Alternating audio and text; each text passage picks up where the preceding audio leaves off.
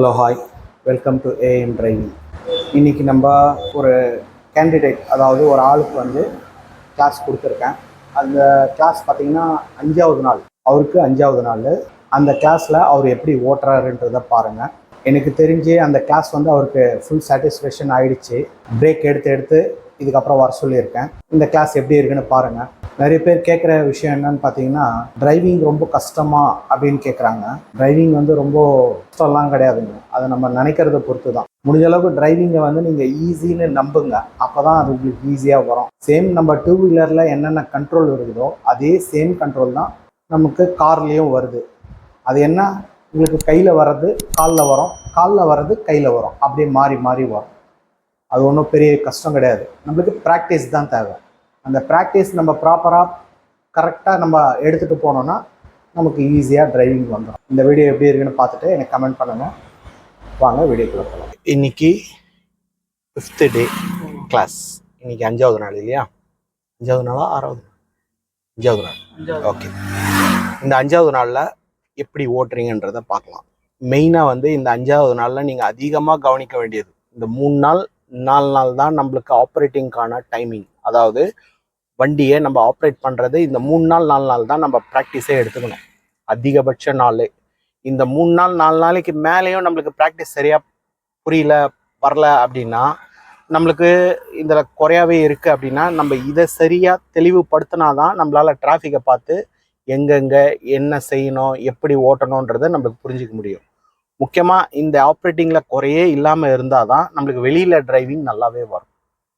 புரியுதுங்களா? அதனால் எப்போவுமே இதில் ஏதாவது குறையா இருந்தால் இதை ஃபஸ்ட்டு தெளிவுபடுத்திங்க.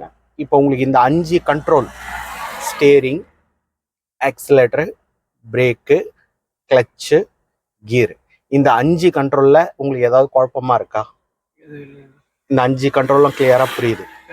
சரி, இப்போ ஒரு சின்ன கேள்வி கேட்குறேன், அதுக்கு பதில் சொல்லுங்கள்.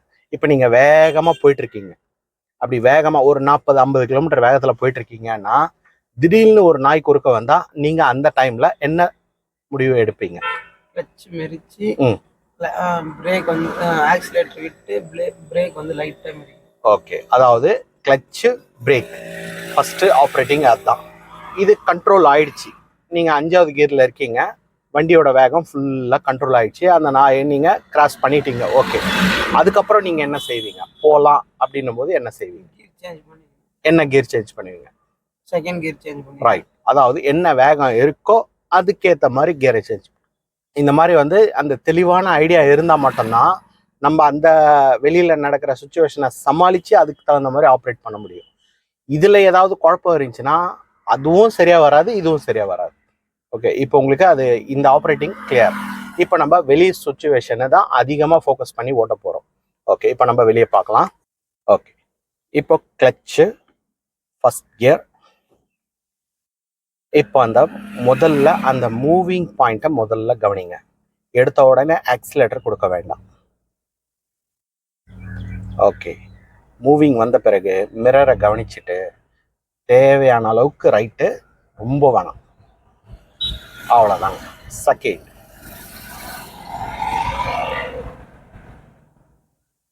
டப்புன்னு எடுக்காதீங்க, கிளச்சை பொறுமையாகவே செய்யுங்க. நீங்கள் எவ்வளோ நிதானமாக ஆப்ரேட் பண்ணுறீங்களோ அவ்வளோவும் கிளியராக இருக்கும் ஸ்டேரிங்கில்.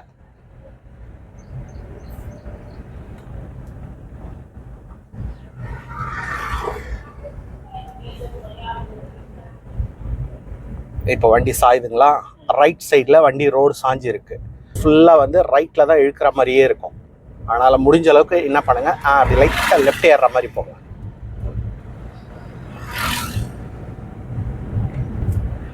இன்னும் கூட லைட்டாக லெஃப்ட்.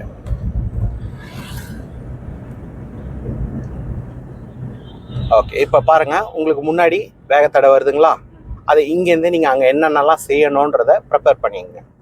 ஃபஸ்ட்டு ஸ்லோ பண்ணணும், அதுக்கப்புறம் கிளட்ச் அழுத்தணும், வேகமாக அழுத்திட்டு அந்த காலில் பிரேக்கில் வச்சுட்டு இங்கேருந்து பிரேக். நமக்கு எவ்வளோ பிரேக் தேவை அதை நல்லா நோட் பண்ணிங்க. இன்னும் கொஞ்சம், இன்னும், அவ்வளோதான். பிரேக்கை விட்டுட்டு இப்போ கியரை குறைச்சிங்க. செகண்ட் மாற்றிட்டு கிளச்சை உடனே எடுக்காதீங்க, மெதுவாக எடுங்க. எதிர்க்க என்ன இருக்குது, என்ன சுச்சுவேஷன் பார்த்துட்டு எடுங்க. ஸ்டேரிங் ரொம்ப ஹைட்டாக இருக்கா, கொஞ்சம் கீழே இப்போ கரெக்டாக இருக்கா? ரைட். ஆக்சிலேட்டர் வேண்டாம், இது பாருங்கள், கிளச் அழுத்துங்க. தேவையில்ல, பிரேக் தேவையில்ல, பிரேக் தேவை. இப்போ கிளச்சை மெதுவாக எடுத்துட்டு ஸ்பீடை படிப்படியாக கூட்டும். நெக்ஸ்ட்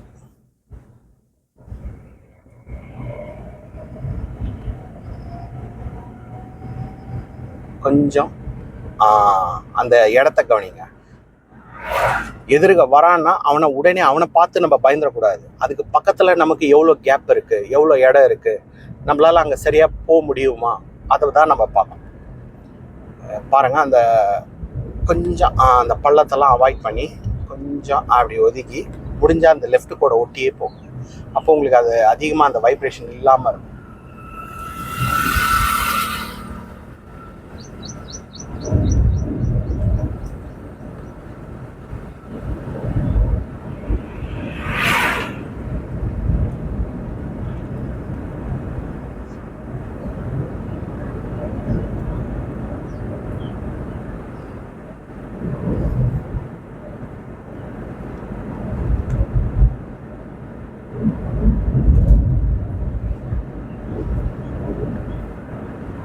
இதுதான் நம்மளோட கால்குலேஷனே. லாங் டிஸ்டன்ஸ்லேருந்தே அதை கரெக்டாக நம்ம கால்குலேஷன் பண்ணி ஓட்டணும். இப்போ அவன் ஏன் பிரேக் அடிக்கிறான்னு பாருங்க, சூறாக ஓட்டுறான் இல்லையா? அப்போ நம்ம இங்கே ஸ்லோ பண்ணிக்கலாம். நம்ம அங்கே போய் பிரேக் அடிக்கிறத விட ஸ்லோ பண்ணி ஓட்டுறது பெட்டர்.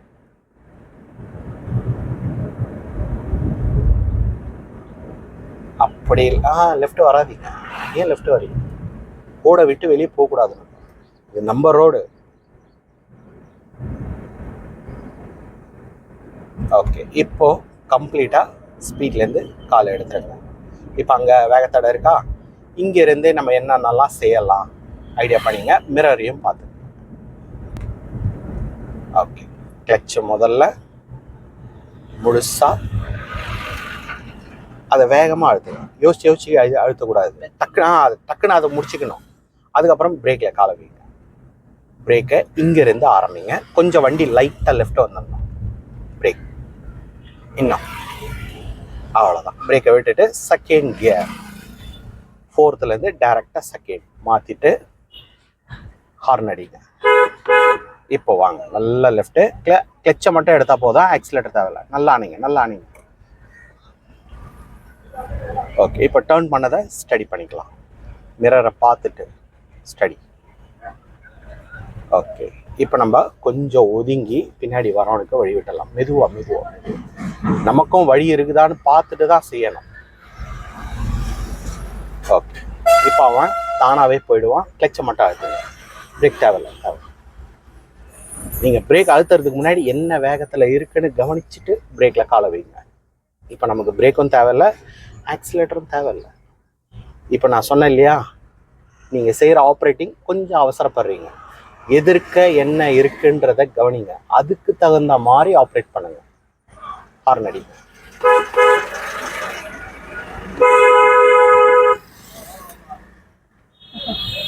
இப்போ கிளச்சை மட்டும் நிதானமாக எடுங்க. என்ன கீரில் இருக்கும்? செகண்டில் தானே இருக்கும். ஸ்பீட் தேவையில்லை, ரிலாக்ஸ்டாக போகும். Long focus. பார்த்தீங்களா, விளையாடிட்டே ரோடுக்கு வந்துட்டாங்க. பின்னாடி அவங்களுக்கு இருங்க ஸ்பீட் அழுத்தாது. ஸ்பீட்லேருந்து காலை எடுத்து கீழே வைங்க. நீங்கள் வேகமே கொடுக்கலனா கூட அதுவாக போகிற வேகம் என்னன்றதை கொஞ்சம் நோட் பண்ணி பாருங்க. இந்த வேகமே நம்மளுக்கு போதுமே. இந்த டிராஃபிக்கில் மற்றவங்களை கவனித்து ஓட்டுறதுக்கு இந்த வேகம் பத்தாது. நீங்கள் இதுக்கு மேலே வேகம் அழுத்தும் போது என்ன ஆகுதுன்னா, நீங்கள் யோசிக்கிறதுக்குள்ளே வண்டி அங்கே போயிடுது. கரெக்டா? இப்போ தப்பு வர்றதுக்கு காரணம் என்ன? உங்களுக்கு தப்பு வர்றதுக்கு காரணம் நீங்கள் யோசிக்கிறதுக்குள்ள ஹார்ன் அடிக்கணும்னு யோசிக்கிறீங்க, வண்டி அங்கே போயிடுது. பிரேக் அடிக்கணும்னு யோசிக்கிறீங்க, வண்டி அங்கே ரீச் ஆகிடுது. இப்போ உங்களுக்கு டைம் கிடைக்கும். வேகம் கொடுக்காததுனால அங்கே என்ன செய்யலாம், இப்போ உங்களுக்கு டைம் கிடைக்குதா, அங்கே என்ன செய்யணும்னு உங்களுக்கு தானாகவே வந்துடும். கிளச்சை மட்டும் அழுத்துங்க. பிரேக் தேவையில்லை, வேகம் கொடுத்தாதான் பிரேக். இப்போ கிளச்சை மட்டும் எடுங்க. எடுத்த உடனே வேகம் எப்பவுமே அழுத்தாதீங்க. இப்போ வண்டியை லெஃப்ட் நீங்கள் இந்த மாதிரி மெதுவாக ஓட்ட பழகிட்டீங்கன்னு வச்சுங்க, நீங்கள் எவ்வளோ பெரிய வண்டியை வேணாலும் அசால்ட்டாக ஓட்டிகிட்டு போயிடலாம். ஆனால் அதுக்கு ரொம்ப நிதானமும் பொறுமையும் ரொம்ப முக்கியம்.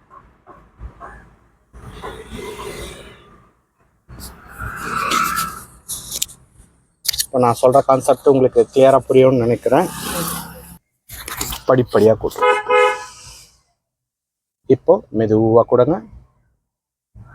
கொஞ்சம் இந்த ரோடு எப்படி பெண்ட் ஆகிருக்குன்னு கவனிங்க.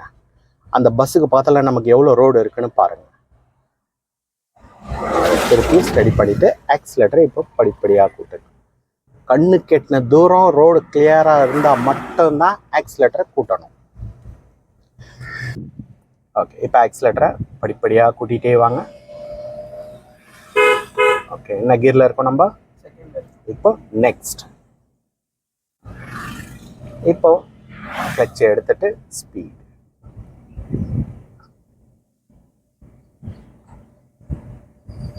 இப்போ ஆக்சிலேட்டரை நிதானமாக. இப்போ நம்ம வண்டியை ஸ்டாப் பண்ண போகிறோம். எங்கே ஸ்டாப் பண்ணால் உங்களுக்கு இடைஞ்சல் இல்லாமல் இருக்கும்ன்றத ஃபஸ்ட்டு அதை கவனிங்க. வேகம் குறைக்க வேண்டாம், வேகம் கொடுங்க. ஃபஸ்ட்டு அந்த இடத்த செலக்ட் பண்ணுற வரைக்கும் நீங்கள் வேகம் கொடுங்க. லெஃப்டில் ஒரு கோயில் வருது.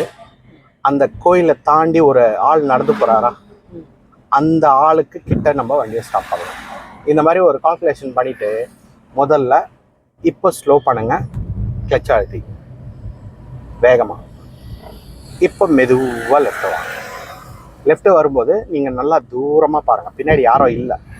இப்போ நல்லா தூரமாக அந்த ஆள் நடந்து போகிறாருல, அங்கே பாருங்கள். உங்களுக்கு எவ்வளோ லெஃப்ட் வருதுன்னு தெரியும். நல்லா தூரமாக பாருங்கள். ஸ்டேரிங்கை ரொம்ப ஆட்டுறீங்களே, பொறுமையாக. அதாவது நம்ம சூறாக ஓடுறதுக்கு எது முக்கியம் தெரியுமா? ஸ்டேரிங் திருப்புற அளவு தான் முக்கியம். நீங்கள் ஓரம் வந்துட்டு ஓவராக வளைக்கும் போது என்ன ஆகும்னா, ஒன்று கீழே இறங்கிடும், இல்லைன்னா ரைட்டில் போயிடும். அதனால் எப்போவுமே சூறாக வந்துட்டிங்கனாலே ஸ்டேரிங்கோட திருப்பத்தை குறைக்க ஆரம்பிச்சிருங்க. அதிகமாக ஷேக் பண்ணாதீங்க. ஓகே, இப்போ நீங்கள் பொசிஷனை மாற்றி இப்போ நீங்கள் செய்கிற ஆப்ரேட்டிங்கை நல்லா பர்ஃபெக்டாக கவனித்து செய்யுங்க.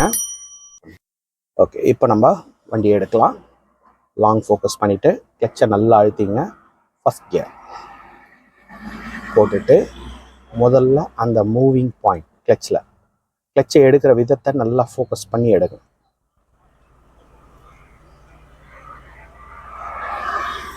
பாருங்கள், எடுத்த உடனே வளைக்காதீங்க. அதை கொஞ்சம் தூரம் கவனிங்க, எந்த பக்கம் போகுது. ஸ்டேரிங்கை எப்போவுமே ஸ்டார்டிங்கில் கொஞ்சம் நேரம் ஃப்ரீயாக விடுங்க. அப்போது நம்மளால் மிஸ்டேக் வருதா இல்லை அதால் மிஸ்டேக் வருதான்னு நம்மளால் ஈஸியாகவே பார்த்து தர முடியும். இப்போ லெஃப்ட்டு. இப்போ ஆக்சிலேட்டரை படிப்படியாக கூட்டும்.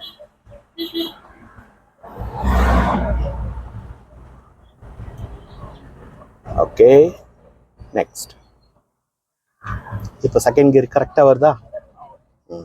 நிதானம் தான் முக்கியம். நமக்கு நிதானம் வந்துச்சுனாலே எல்லா ஆப்ரேட்டிங்கும் கிளியராக வந்துடும். எந்த வித மிஸ்டேக் இல்லாமல் கிளியராக வந்துடும். நல்லா பிக்கப் வந்த பிறகு கியர் போடுங்க. உடனே போடாதீங்க, கொஞ்சம் டைம் எடுத்து செய்யுங்க. அதேமாதிரி வெளியில் நம்ம வண்டி ஒழுங்காக தான் போகுதா, எந்த பக்கம் அதிகமாக இருக்குது அதை கொஞ்சம் கவனிங்க. நீங்கள் வேகம் கம்மியாக இருக்கும்போது ஓவராக ரைட் எடுத்துட்டிங்கன்னா பின்னாடி வரவங்க என்ன பண்ணுவாங்கன்னா லெஃப்டில் சைடு வாங்க ஆரம்பிச்சிருவாங்க. அதனால் முடிஞ்ச அளவுக்கு வேகம் கம்மியாக இருந்தீங்கன்னா லெஃப்ட்லேயே இருக்கு, ரைட்டில் போகாதீங்க. இப்போ இன்னும் கொஞ்சம் ஆக்சிலேட்டரு.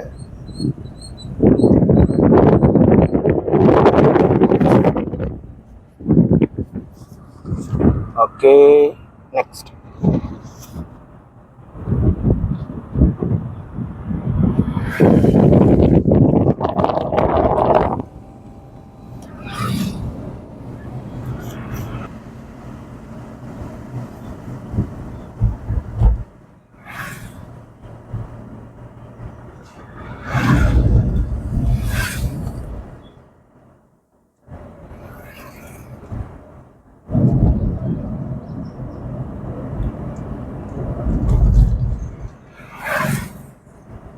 இப்போ சொல்லுங்க, இந்த 10 நாள் கிளாஸ் போதுமா இல்லை அதிகமா?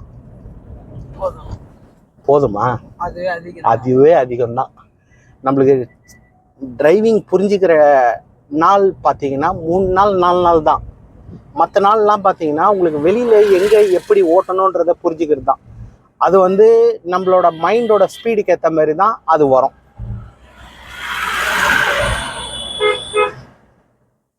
அதுக்கு நம்ம வந்து அதிகமான டிரைவிங்கில் இன்ட்ரெஸ்ட் இருந்தால் அது சீக்கிரமாக வந்துடும். அதில் சரியான இன்ட்ரெஸ்ட் இல்லை, கம்மியாக இருக்குன்னா கொஞ்சம் லேட்டாக வரும். நிறைய பேர் 10 நாள் ட்ரைனிங்னா நம்பவே மாட்டேங்கிறாங்க. 10 நாள் கிளாஸு 10 நாளில் ட்ரைனிங் வந்துடும் அப்படின்னு சொன்னால் யாரும் நம்பவே மாட்டேங்கிறாங்க.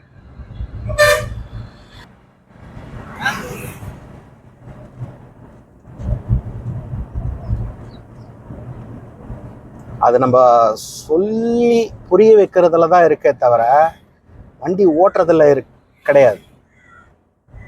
ஓகே, இப்போ வண்டியை ஸ்டாப் பண்ணிக்கலாம். அந்த வேகத்தோட போர்டாண்ட கிளச்சை அரெஸ்ட் பண்ணிங்க. முதல்ல நான் சொன்ன மாதிரி தூரமாக கவனிச்சுட்டு மெதுவாக லெஃப்ட் வாங்க. இங்கே பார்க்காதீங்க, இப்போ பார்க்குற வேலை கிடையாது. நீங்கள் ஒன்றும் இல்லை, தூரமாக பாருங்கள். இப்போ கொஞ்சம் லைட்டாக பிரேக் எடுங்க, கொஞ்சம் எடுங்க. எடுத்தீங்கன்னா இப்போ உங்களுக்கு லெஃப்ட் தெரியும் எவ்வளோ வந்திருக்கும். இன்னும் கூட வந்து அப்புறமா பிரேக்கை அப்ளை பண்ணுங்கள். கிராஸாக தான் இருக்குது. நீங்கள் இதில் அதிகமாக ஃபோக்கஸ் பண்ணாதீங்க. இது ஓரமாக இருக்குது, ஆனால் வண்டி நேராக இருக்கா இல்லையான்னு அங்கே பாருங்கள். அந்த பெரியவர் போகிறாரு அங்கே பாருங்கள், எந்த பக்கம் கிராஸாக இருக்குது நல்லா கவனித்து பாருங்கள். லெஃப்ட் பக்கமாக வண்டியோட முகம் இருக்குது. நீங்கள் அதை ரைட் பக்கமாக திருப்பி நேராக்கி அப்புறமா தான் நிப்பாட்டணும். கிளச் அழுத்துங்க, பிரேக் அழுத்துங்க. இது ஆரம்பத்துலேருந்தே செய்யலாமே. வந்து நின்று மறுபடியும் எடுத்து ஓரமாக்குறத விட தூரத்துலேருந்து வரும்போதே அதை செஞ்சுட்டு வண்டியை நேராக நிப்பாட்டலாம். இப்போ நோட்டில் பண்ணுங்க. ஓகே, சூப்பராக ஓட்டினீங்க, நல்லா இருக்குது. இன்னும் உங்களுக்கு நல்லா வரணும்னா நீங்கள் யோசிக்கிறதுலையும் நீங்கள் எடுக்கிற முடிவுலையும் தான் இருக்குது. இப்போ உதாரணம் சொல்லணும்னா, நம்ம எடுக்கிற முடிவு என்னன்னா, இப்போ வேகத்தடை வருது. நீங்கள் அந்த வேகத்தடையில் தெளிவாக நான் இப்போ பிரேக் அழுத்துறேன், பிரேக்கோட வேலை முடிஞ்ச பிறகு கீரை 2ஆவதுக்கு குறைச்சிட்டு அப்புறமா கிளச் எடுத்து மறுபடியும் வேகம் கொடுக்குறேன் அப்படின்னு நீங்கள் தெளிவாக யோசிச்சுக்கிட்டீங்கன்னா அது உங்களுக்கு கிளியராக வந்துடும். இப்போ இதே பிரேக் அழுத்தும் போது யாராவது வந்துடுவாங்களா, இந்த பக்கம் யாராவது இடிச்சிருவானா, இல்லை அந்த பக்கம் யாராவது வருவாங்களா, இப்படின்ற தேவையில்லாத விஷயங்களை யோசிக்கும் போது என்ன ஆகுனா நீங்கள் செய்கிற வேலையில் தடுமாற்றம் ஏற்படும். இதுதான் நான் சொல்ல வர்றது. உங்கள் வேலையில் நீங்கள் கரெக்டாக இருந்தால் மற்றவங்களால உங்களுக்கு ஆபத்து கண்டிப்பாக வராது. நீங்கள் உங்கள் வேலையிலேயே நீங்கள் குறைபாடாக வச்சுட்டே இருந்தீங்கன்னா இதனால மற்றவங்களுக்கும் கண்டிப்பாக வந்து தான் ஆகும், வேற வழியில். அதனால நீங்கள் உங்கள் வேலையில் நீங்கள் தெளிவாக இருங்க முதல்ல, அப்புறம் அது ஆட்டோமேட்டிக்காக அதெல்லாம் சரியாக போயிடும். ஓகே, இன்னைக்கு இந்த கிளாஸ் போதும்.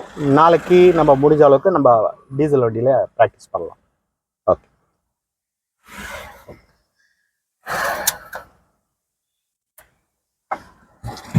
ஓகே, தேங்க்ஸ் ஃபார் வாட்சிங். அடுத்த வீடியோவில் நம்ம பார்க்கலாம். பாய்.